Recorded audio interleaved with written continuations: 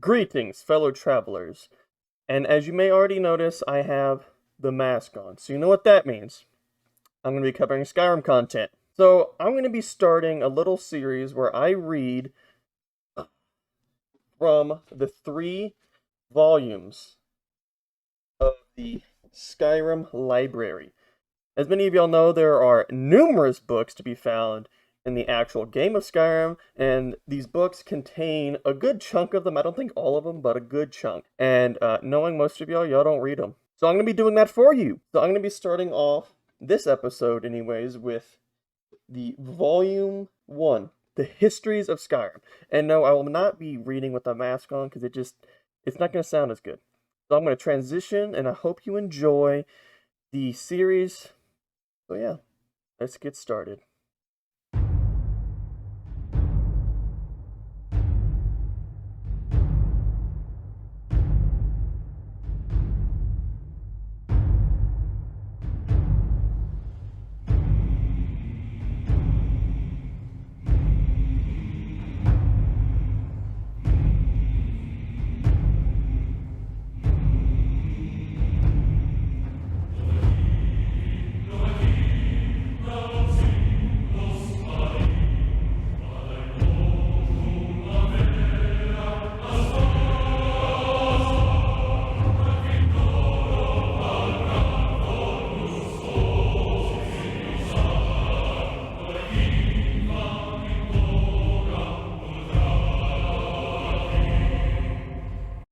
Greetings, fellow travelers. Before I begin, I would like to make a quick note. I may or may not be pronouncing these names correctly. There are a lot of interesting and unique names in the Elder Scrolls lore, so keep that in mind. Other than that, I hope you enjoy, and we're going to start off with A Brief History of the Empire by Stronach Koto III, Imperial Historian. Part 1. Before the rule of Tiber Septim, all Tamriel was in chaos. The poet Tresatzes called that period of continuous unrest days and nights of blood and venom. The kings were a petty lot of grasping tyrants who fought Tiber's attempts to bring order to the land. But they were as disorganized as they were dissolute, and the strong hand of Septim brought peace forcibly to Tamriel. The year was 896 of the Second Era. The following year, the Emperor declared the beginning of a new era. Thus began the Third Era, year August. For 38 years, the Emperor Tiber reigned supreme. It was a lawful, pious, and glorious age, when justice was known to one and all, from serf to sovereign. On Tiber's death, it reigned for an entire fortnight, as if the land of Tamriel itself was weeping. The Emperor's grandson, Pelagius, came to the throne.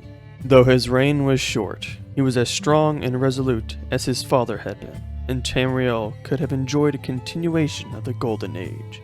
Alas, an unknown enemy of the Septim family hired that accursed organization of cutthroats, the Dark Brotherhood, to kill the Emperor Pelagius I as he knelt at prayer at the temple of the One in the Imperial City. Pelagius I's reign lasted less than 3 years. Pelagius had no living children, so the crown imperial passed to his first cousin, the daughter of Tiber's brother, Agnerith.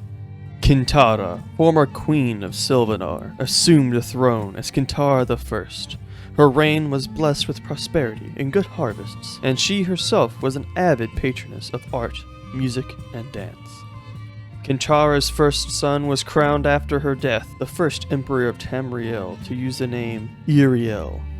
Uriel I was a great lawmaker of the Septim dynasty and a promoter of independent organizations and guilds.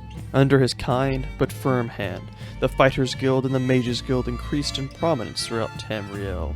His son and successor, Uriel II, reigned for 18 years from the death of Uriel I in the 64th year of the Third Era, to Pelagius II's ascension, the 82nd year in the Third Era. Tragically, the rule of Uriel II was cursed with blights, plagues, and insurrections. The tenderness he inherited from his father did not serve Tamriel well, and little justice was done. Pelagius II inherited not only the throne from his father, but the debt from the latter's poor financial and judicial management. Pelagius dismissed all the elder council, and allowed only those willing to pay great sums to resume their seats. He encouraged similar acts amongst his vassals, the kings of Tamriel, and by the end of his 17th year reign, Tamriel had returned to prosperity. His critics, however, have suggested that any advisor possessed of wisdom but not of gold had been summarily ousted by Pelagius. This may have led to some troubles his son Antiochus faced when he became emperor. Antiochus was certainly one of the most flamboyant members of the usually austere Septim family. He had numerous mistresses and nearly as many wives, and had renown for the grandeur of his dress and high good humor. Unfortunately, his reign was rife with civil war, surpassing even that of his grandfather, Uriel II.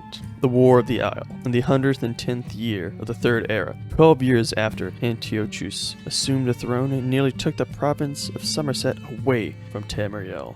The united alliance of kings of Somerset and Antiochus only managed to defeat King Orghum of the island kingdom of Pandonia due to a freak storm. Legends credit the Sigic order of the Isle of Artaeum with the sorcery behind the tempest. The story of Kintara II, heiress to her father Antiochus' throne, is certainly one of the saddest tales in imperial history. Her first cousin, Uriel, son of Queen Ptolemy of Solitude, accused Kintara of being a bastard, alluding to the infamous decadence of the imperial city during her father's reign. When this accusation failed to stop her coronation, Uriel brought the support of several disgruntled kings of High Rock, Skyrim, and Morrowind, and with Queen Ptolemy's assistance, he coordinated 3 attacks on the Septim Empire. The first attack occurred in the Ilak Bay region, which separates High Rock and Hammerfell. Kintara's entourage was massacred and the Empress taken captive. For 2 years, Kintara II languished in an imperial prison believed to be somewhere in Glenpoint or Glenmoral before she was slain in her cell under a mysterious circumstance. The second attack was on a series of imperial garrisons along the coastal Morrowind Islands. The Empress consorts Contin Aranax fell defending the fort.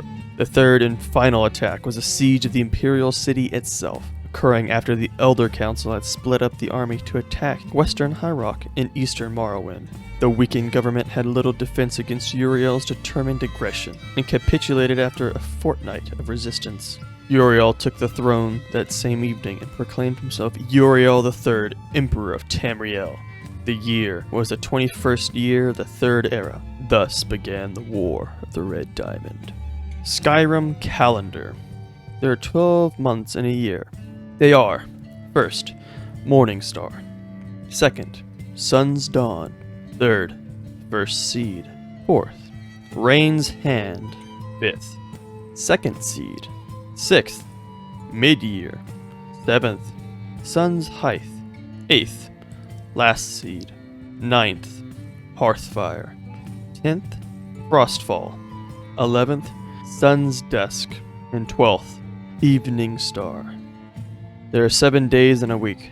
They are as follows: 1st, Morndas; 2nd, Tyrdas; 3rd, Midas; 4th, Turdas; 5th, Bredas; 6th, Loredas; and 7th, Sundas. Thank you for listening to the story today. I hope you enjoyed. Make sure to leave a like, comment down below. Did you like the story? Like I said, I'm getting used to this format, so hopefully it's not too bad. And yeah, I'll see you guys in the next Stories of Skyrim video.